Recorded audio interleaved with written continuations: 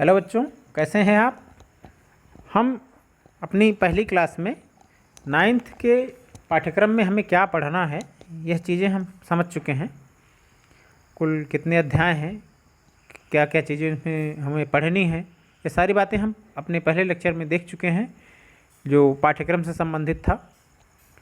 हम class 9th का science subject पढ़ रहे हैं, उसमें अब हम शुरू करेंगे पहला अध्याय हमारा जो 9th की पाठ्यपुस्तक में है। पहला अध्याय है हमारे आसपास के पदार्थ। इसमें जो भी पदार्थ हमारे चारों ओर के पर्यावरण उपस्थित हैं वो किस तरह के पदार्थ हैं, उनके बारे में हम अध्ययन करेंगे। तो चलिए शुरू करते हैं आज का पहला अध्याय। अध्याय 1 हमारे आसपास के पदार्थ। अगर हम अपने परिवेश में चारों ओर नज़र दौड़ाते हैं तो हमें बहुत सी वस्तुएं दिखाई देती हैं, विभिन्न आकार की, विभिन्न प्रकार की, और चारों तरफ जो भी चीज़ें दिखती हैं वह किसी न किसी रूप में एक पदार्थ मानी जाती हैं। आपको चारों ओर अपने चारों तरफ जो भी चीज़ें दिखती हैं, यहाँ तक कि आप स्वयं कोई भी चीज़ हमें जो दिख रही है वह सारी चीज़ें क्या हैं? पदार्थ। जिस हवा में हम सांस लेते हैं, जो भोजन हम खाते हैं, वो सारी चीज़ें सब पदार्थ हैं।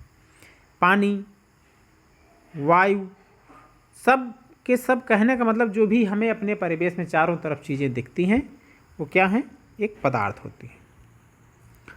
और जो वस्तुएं हम अपने आसपास के परिवेश में देखते हैं उनमें एक विशेषता देखने को मिलती है। वह यह होती है कि सभी वस्तुओं में कुछ न कुछ द्रव्यमान होता है। मतलब कुछ न कुछ हमें इनका द्रव्यमान अवश्य होता है, कुछ भार होता है या द्रव्यमान कह सकते हैं, और वह कुछ स्थान घेरती हैं, जहाँ रहते हैं कुछ जगह घेर लेती हैं। दो गुण हम हर वस्तु में देखते हैं, हमें चारों ओर के परिवेश में जो भी वस्तुएं दिखाई देती हैं।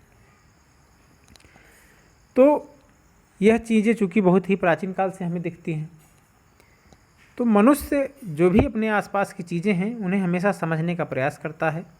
और भारत के जो कुछ प्राचीन ऋषि मुनि थे उन्होंने पदार्थ को 5 मूल तत्वों में बांटा था। उन्होंने कहा था कि पूरे जितने भी पदार्थ हैं हमारे चारों ओर के परिवेश में, या हम स्वयं कितने तत्वों, मूल तत्वों से मिलकर बने हैं? 5 मूल तत्वों से मिलकर बने हुए हैं, जिसे उन्होंने पंच तत्व नाम दिया था। और यह पंचतत्व उन्होंने क्या बताए थे? उन्होंने बताया था कि यह पंचतत्व, इसमें शामिल हैं वायु, पृथ्वी, अग्नि, जल और आकाश। यह 5 वस्तुएं ऐसी हैं जिनसे ही मिलकर इस पृथ्वी की या इस ब्रह्मांड की सारे पदार्थ निर्मित होते हैं। तो उन्होंने ऐसा कहा था और इन्हें नाम दिया था पंचतत्व। और उनके अनुसार चाहे सजीव हो चाहे निर्जीव हो, कोई भी पदार्थ हो, वह यह इन्हीं 5 पदार्थों से मिलकर बना हुआ होता है। किसी एक पदार्थ से बना होता है, या 2 पदार्थ से मिलकर बना हो सकता है, या 5 से मिलकर बना हुआ हो सकता है, लेकिन जो पदार्थ होंगे, उसको बनाने वाले तत्व होंगे, वह इन्हीं 5 तत्वों में से होंगे। लेकिन यह चूँकि पुरानी विचारधारा थी, आधुनिक वैज्ञानिकों ने पदार्थ को उसके भौतिक गुणधर्मों के आधार पर और रासायनिक प्रकृति के आधार पर 2 भागों में विभाजित किया। कितने भागों में? 2 भागों में। हम अपने इस अध्याय में जो हम पढ़ रहे हैं, इसमें हम उसके भौतिक गुणों के आधार पे पदार्थों के क्या कितने प्रकार हो सकते हैं उसके बारे में हम अध्ययन करेंगे। रासायनिक गुणों के बारे में हम दूसरे अध्याय में अध्ययन करेंगे। वहाँ यह जानना जरूरी है कि पदार्थ का भौतिक स्वरूप क्या होता है। इस अध्याय में हमें अध्ययन करना है कि भौतिक स्वरूप क्या होता है। तो पहली चीज़ ये जान लीजिए कि चारों ओर जो भी पदार्थ हैं वह छोटे छोटे कणों से मिलकर बने हुए होते हैं। बहुत समय तक प्रकृति के बारे में पदार्थ की कुछ विचारधाराएं, 2 तरह की मुख्य विचारधाराएं प्रचलित थीं। 2 तरह के विचार थे। पहला यह था कि पदार्थ लकड़ी के टुकड़े की तरह परत दर परत बना हुआ होता है। एक परत होती है, उसके ऊपर दूसरी परत होती है, फिर तीसरी परत होती है, इस तरह पदार्थ बना हुआ होता है। लेकिन वहीं दूसरी विचारधारा जो थी, कुछ दूसरे ऋषि मुनि वैज्ञानिक थे, वह यह मानते थे कि पदार्थ जैसे रेत होता है, छोटे छोटे कणों को अगर हम रेत को गीला करके बांध दें तो एक गोले के रूप में वह परिवर्तित हो सकता है। गीली मिट्टी हो, उसको सूखा कर दें, अगर हम उसको पीस डालें तो वह एक पाउडर के रूप में परिवर्तित हो सकती है, इतने छोटे छोटे कणों में परिवर्तित हो सकती है। तो उस विचारधारा के को मानने वालों का कहना था कि पदार्थ रेत के कणों से मिलकर बने हुए होते हैं, या रेत के जैसे कणों से मिलकर बने हुए होते हैं। मतलब पदार्थ को बनाने वाले जो कण होते हैं वो किस तरह होते हैं, रेत के कणों की तरह होते हैं। यह कैसे निर्णित होगा कि पदार्थ किस तरह होते हैं? यह इस बात पर निर्भर करता है। आइए इसका एक क्रियाकलाप देख लें। एक 100 ml पानी लें, बीकर लें, उसमें आधा जल भर दें। एक बीकर लें, बर्तन लें, उसमें 100 ml का उसमें आधा जल भर दें और उसमें नमक या शर्करा को डाल करके घोल दें हम किसी छड़ी के माध्यम से या चम्मच के माध्यम से। क्या देखेंगे हम कि जो आधा जल हमने भरा था जिस लेवल तक, क्या उसके स्तर में कोई बदलाव आया? तो हम देखने पे हमें पता चलता है कि चाहे जो भी नमक या चीनी हम घोलते हैं, लेकिन पानी का जो लेवल है वह ऊपर नहीं आता है। तो इसका मतलब कि पदार्थ छोटे छोटे कणों से मिलकर बना हुआ है। एक पदार्थ के कण दूसरे पदार्थ के कण के बीच में समा गए। तो इस तरह जो है हम यह कह सकते हैं कि पदार्थ छोटे छोटे कणों से मिलकर बना हुआ होता है। यह क्रियाकलाप चित्र दिखाया गया है कि कैसे कि जल लिया गया, उसमें घोला गया, घोलने के बाद भी जो जल का लेवल है उसमें कोई परिवर्तन नहीं आया। क्या होता है, जब हम जल में नमक घोलते हैं तो नमक के जो कण होते हैं वह जल के कणों के बीच के जो खाली स्थान होते हैं उसी में समा जाते हैं, इसलिए जल का लेवल ऊपर नहीं जाता है। एक बात तो कुछ हद तक क्लियर हुई कि पदार्थ छोटे छोटे कणों के आपस में मिलने से बना हुआ होता है। अब अगर कणों से मिलकर बना है तो यह जो कण हैं यह कितने छोटे होते हैं, इसके बारे में अनुमान लगाना शुरू हुआ कि पदार्थ मान लीजिए एक चीज़ समझ गए कि हम कणों से मिलकर बना है, तो ये जो कण हैं यह कितने छोटे होते हैं, कितने बड़े होते हैं, इस बात पर मनुष्य का दिमाग सोचने लगा कि कैसे कण होते होंगे वो। इसके लिए क्रियाकलाप वैज्ञानिकों ने सुझाया। वह क्या था कि पोटेशियम परमैंगनेट के 2 या 3 क्रिस्टल ले करके उसे 100 ml पानी में घोल दें। स्याही कह सकते हैं, स्याही लेके 2-3 क्रिस्टल स्याही के उसे क्या करें, 1 गिलास पानी में, आधा गिलास पानी में घोल दें।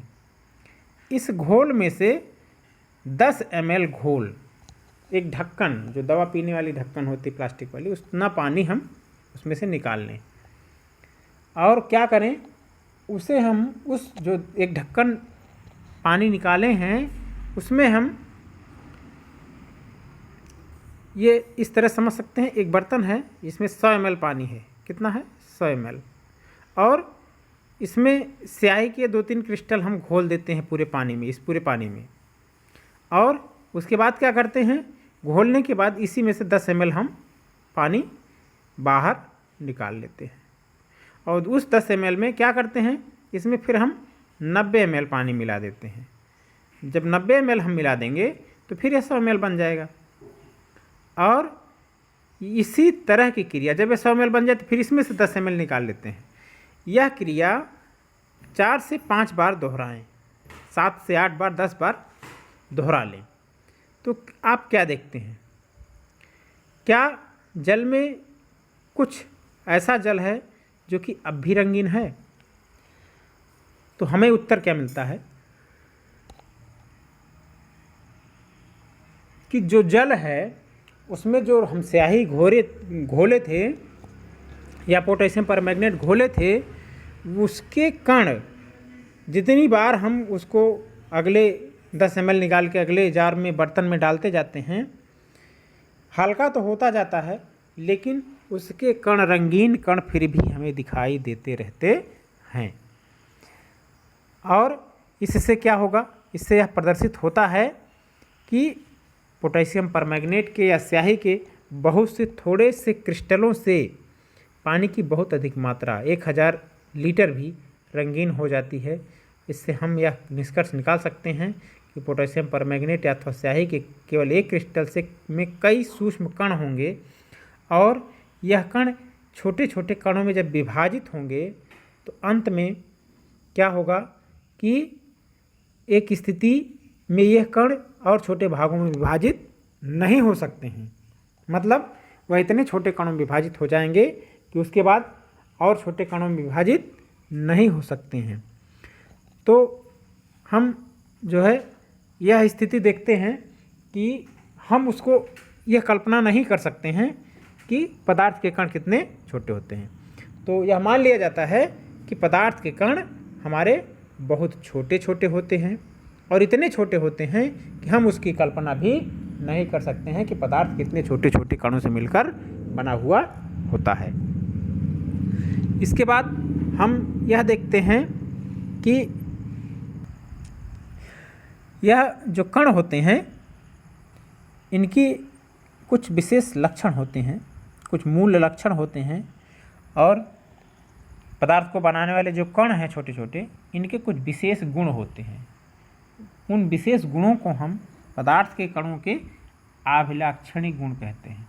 अभिलाक्षणिक मतलब ऐसे गुण जो कि हर कण में ही पाए जाते हैं, सभी कणों में पाए जाने वाले विशेष गुण जिन्हें हम अभिलाक्षणिक गुण कहते हैं। यह क्या होते हैं?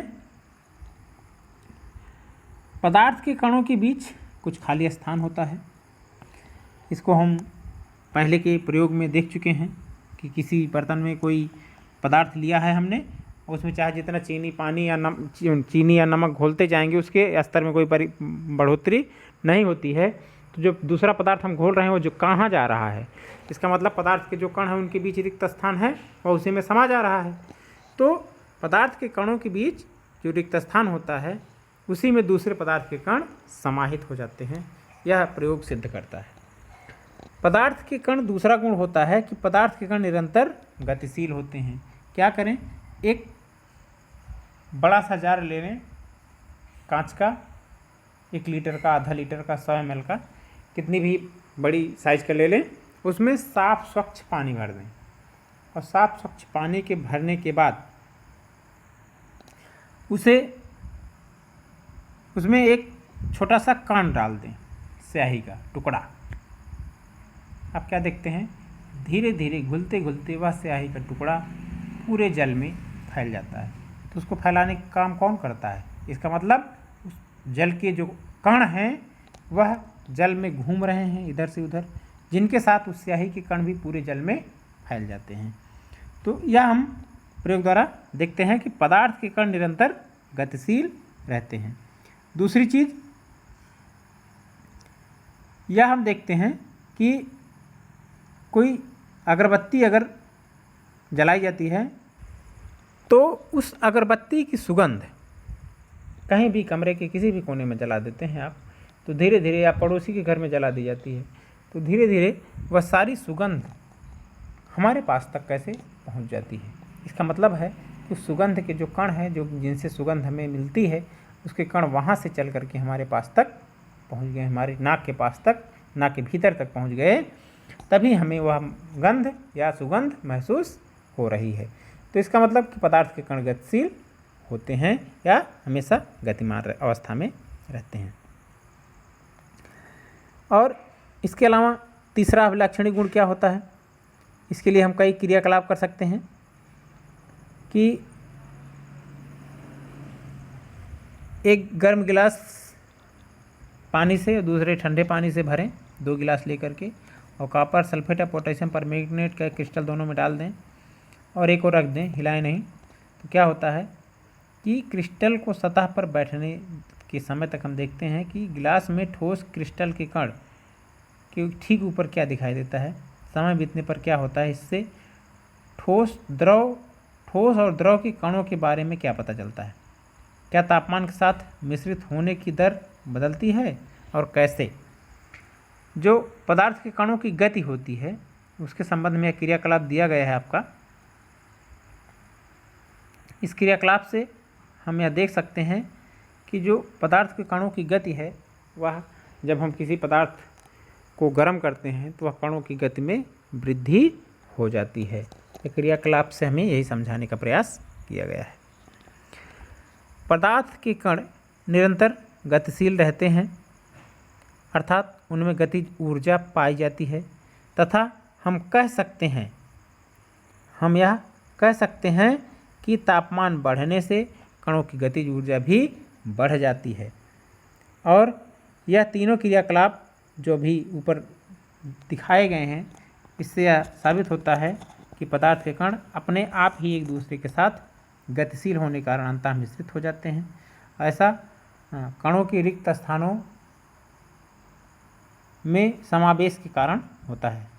तो यह जो कणों में हम देखते हैं कि कमरे में एक जगह अगर बत्ती जलाई जाती है तो पूरे कमरे में फैल जाती है, या एक वायु का माध्यम होता है, वायु पदार्थ है, उसमें दूसरा पदार्थ जो अगरबत्ती का धुआं है वह है, या दोनों आपस में मिल जाते हैं धीरे धीरे, तो इनको कोई मिला थोड़े रहा है, या स्वतः मिलते हैं क्योंकि इनके बीच रिक्त स्थान होता है, उनके कण गतिशील होते हैं, इसलिए पदार्थ हमेशा एक दूसरे से स्वतः ही मिलते रहते हैं। किन्हीं भी दो पदार्थों का स्वतः मिलना उसके पदार्थ के कणों के बीच रिक्त स्थान होने के कारण उनका स्वतः मिलना ही विसरण कहलाता है।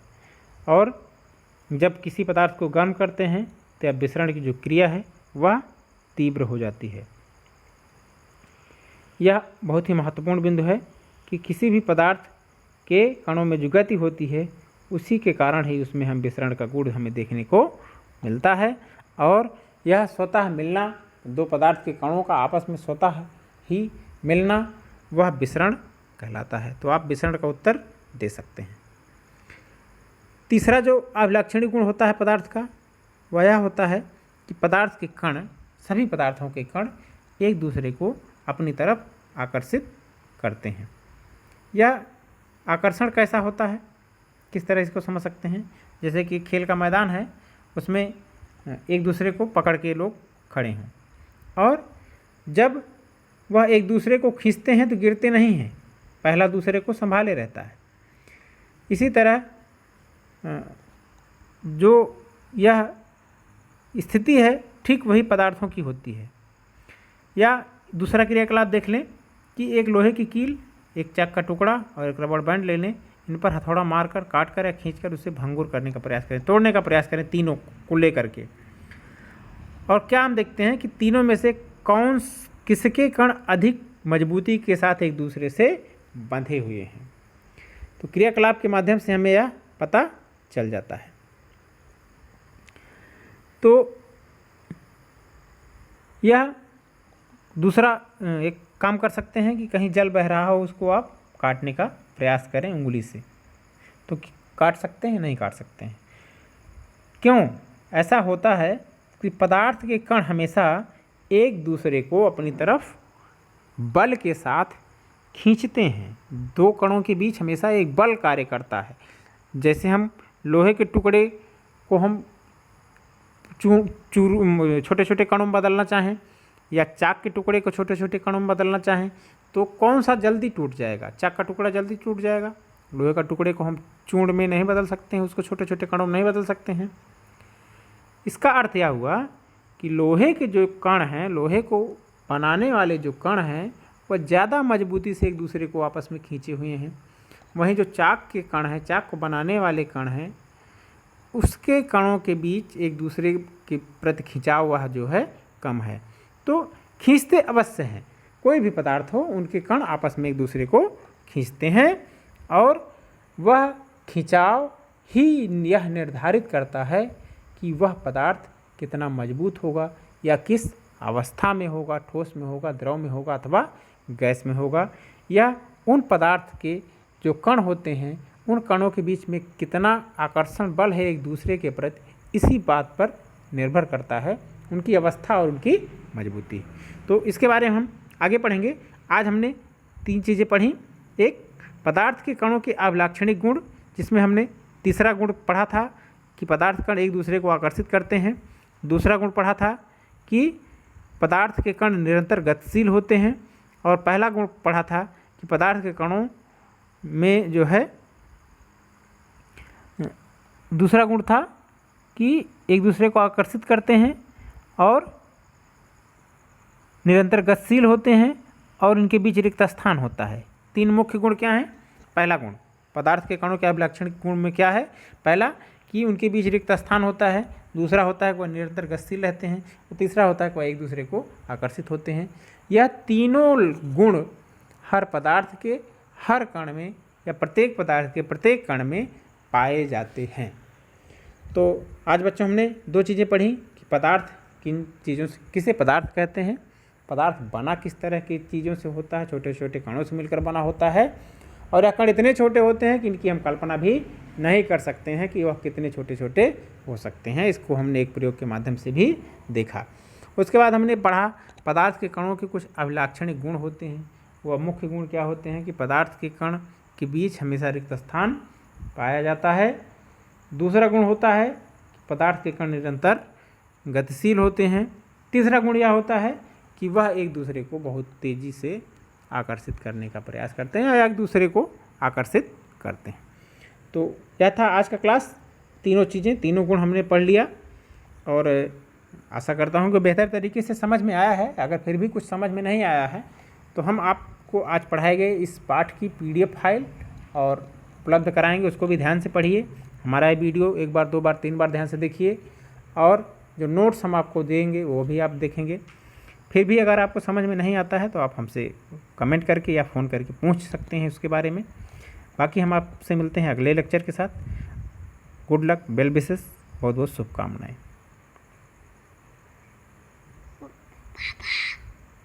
पढ़ा लिया।